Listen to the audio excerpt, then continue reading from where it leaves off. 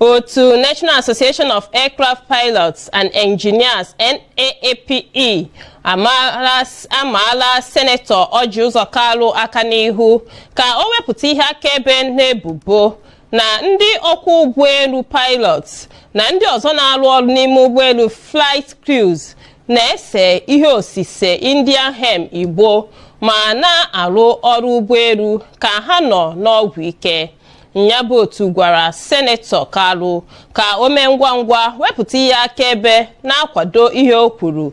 ma nye ya ụlọọrụ gọọmenti, ụlọọrụ Nigerian Civil Aviation Authority na ụlọọrụ Nigerian Safety Investigation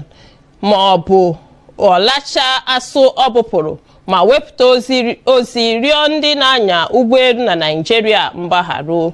Nyabụ otu mere ka amata maka nyabụ ife n'ime akwụkwọ ozi nke onye ọrụ ya na-ahụ maka mmekọrịta ọha na eze Engineer Blessing Amadu wepụtara, bụ onye kọwara ebubo Kalu boro dịka nke na-enweghị uke ọ gbadoro ọkpa, asị ọcha na nkwa nke na-eduhie ụzọ. Ka anyị cheta na Kalu nọ n'ụbọchị Wednesday gara aga na nzukọ ndị ụlọ omebe iwu etiti bụ ebubo na ndị ọkwọ ụgbọala, ndị ọkwọ ụgbọ elu na-ese Igbo.